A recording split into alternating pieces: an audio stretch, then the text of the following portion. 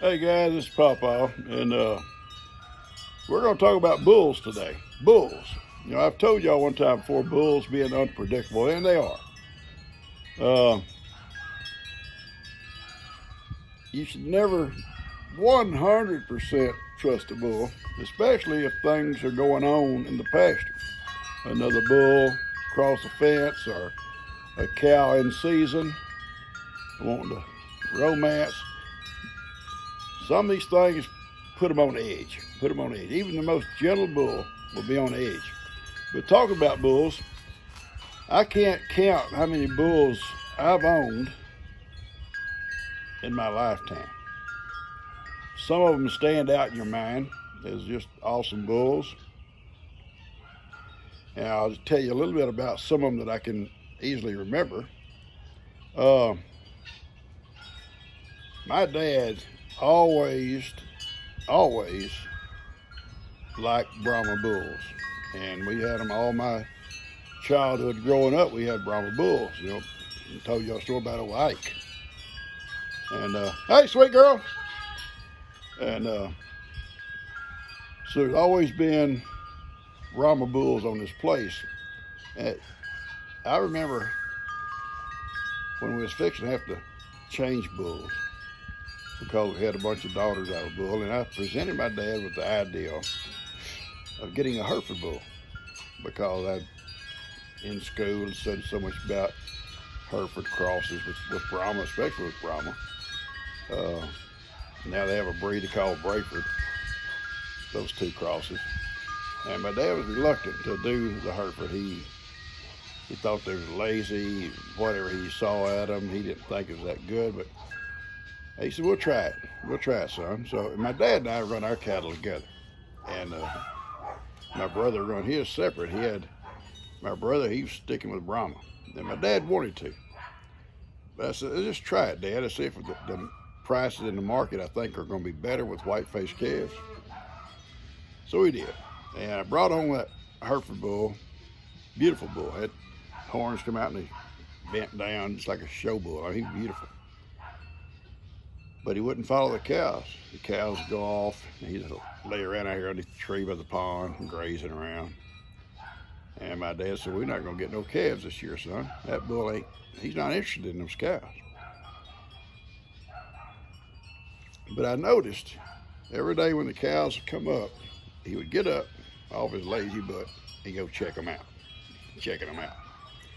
And I said, "Dad, I don't know. Let's just give it a chance." And my dad did. He said, "Okay, I'm gonna trust you on it," and he did. And next year, well, we knew before then the cows were not repeatedly coming back in the season, so we knew they were getting bred. And sure enough, that next year we had little white-faced calves everywhere. And when my dad took them to market, he was so happy. And I don't think we've had a Brahma bull since because those crossbred calves were bringing not twice, but way above what those Brahma calves was bringing. And anyway, then the next time we went with something, I wanted to introduce a Beefmaster bull. And Monk Pantalian, I've talked about him before, a cattle salesman, buyer, had one. He had bought off the Maxwell Ranch out at Liberty. Big, beautiful bull. And he'd called me and told me about this bull. And it was time to trade the Hereford bull in, let somebody else get some service out of him. So we did. And we went, cousin and I went and picked that bull up. Massive, massive bull. Well over 2,000 pounds. And gentle, about like Billy, just gentle as a dog. Beefmasters are known for the gentleness. It's a trait. You can look them up. They're known for that. I don't know why. But anyway, brought him home, and my dad fell in love with him. Boy, he's a beautiful bull, and we kept that bull. And sadly, about 3 years later, he had a heat stroke and died right out here in this pasture. And so I think we went with Beef Baxter then after that for 2 or 3 bulls in a row. And a few years ago, my brother and I decided we would go with some Angus bulls. And we went to a ranch over at Chapel Hills, Texas. And they were selling bull calves. And we bought, excuse me, 2 Angus bulls, one for him and one for me. And good bulls. They produce good calves. There was registered bulls. And but they never gentled down like you wanted one to gentle down. They were okay. They wouldn't fight, you know, but they just would not gentle down. And maybe because they'd never been handled. You know, the day we went over there, I think it's the first time I'd ever been pinned up. But I never could gentle him down. He wasn't a bad bull, but he just wouldn't gentle where you could just walk up and pet him. And I like to be able to walk up and pet my bulls. I wanted to be gentle enough that if he gets injured, I can call a vet out and the vet can walk up and touch him and doctor what's injured. I don't want to have to try to tranquilize him or tie him up in a chute or something like that. I don't want to do it. The bull broke his hip. Back on the river somewhere, he stepped in a hole or something, it broke his hip. Couldn't be fixed. It didn't kill him, but he couldn't be fixed. And we had to take him to market. And he was okay. I mean, he could get around, but he limped. He had a bad limp. And he couldn't hardly serve his cows. And he did a few, but it was hard on him, but bad hip. So that's when I went and got, and I was very thankful Billy was coming on. Billy was coming on the scene. Billy was here. But he was still young, but he was here. And because I didn't want to take a chance on not getting Billy. Even when he was born, I said, I got to have that bull. And the Angus bull wasn't hurt at that time, but that's what I wanted to replace that bull with. So, and we did replace him. And thankfully, Billy survived the hurricane. We got him back. Billy has been our bull ever since then. He started 2017, he started servicing our cattle. And now, I've kept back all those heifers. That's why we had to go get Moses. And Moses is almost the same thing as Billy. I'm coming down the highway, and Judy Coons has, that's her name, Judy Coons, has registered Angus cattle. And I come by, and her son's the well man, okay, so we don't get confused. And I see this young bull standing beside the road, and he was a picture. For a young bull, he was a picture, and I stopped. And I got out and I walked over to the fence, and he never run from me or nothing. He stood there looking at me. And I looked him over. I crawled through the fence and looked him all over. I said, man, he's pretty. Anyway, when I was talking to Judy, I said, you got a bull calf down there? And she told me what he was out of, registered mama, purebred, registered dad. And I knew the dad, huge bull. The mama wasn't a big cow. And I wasn't looking for a big bull for heifers. I don't need a big bull for heifers. And I said, well, look, when it comes time to sell, because she sells all her calves, call me. And she did. And I went up and made a good deal with her. She was happy with it. I was happy with it. We loaded him up, brought him home, put him in the pen, and I started working with him like I do all my other calves. And he's just been like a puppy. That don't mean he won't hurt you one day if you're not careful. If they get worked up, be careful. But he's been a good bull, beautiful bull. He's built right, not real big, don't need him big, produces good calves. So that's the bull story. That's the bull from Pawpaw. Pawpaw and his bull story. Catch you guys later. And now we're gonna go down now and visit with Billy and finish this video up. Catch you guys later. Hey guys, Heidi and I and Kippy are going down to hang out with Billy for a few minutes. I'm going to tell some. I've got a lot of folks that asking about the story about Billy. They've come on the page since we've done the story on Billy before.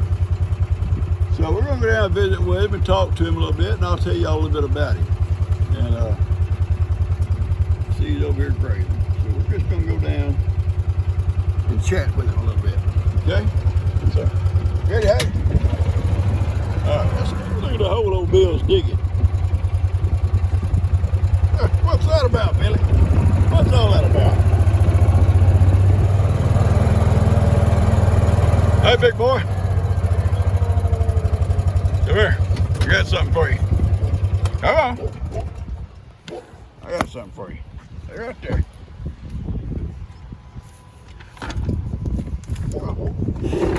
Come on. Hang on. Hang on.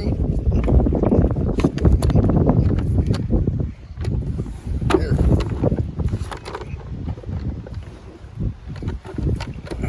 Get over high. Get me.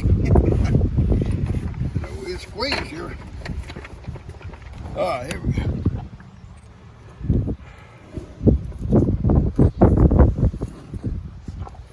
Here.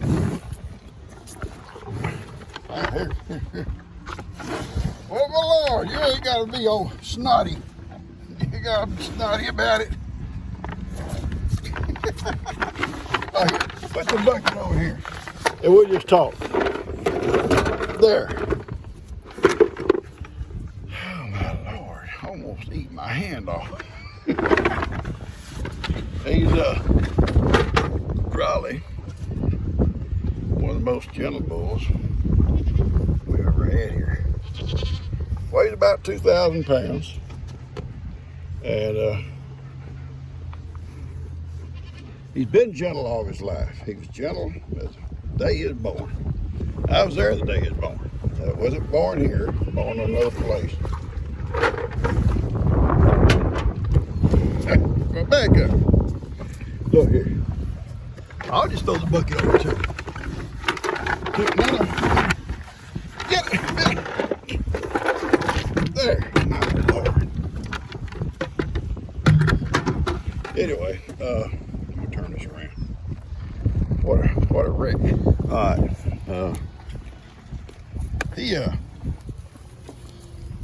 I was at the place where he was born the day he was born, and he was born. A friend of mine owned his mama where he lives, and he had bought a registered beef bastard cow from a family that was moving. It'd been their kid's show cow, and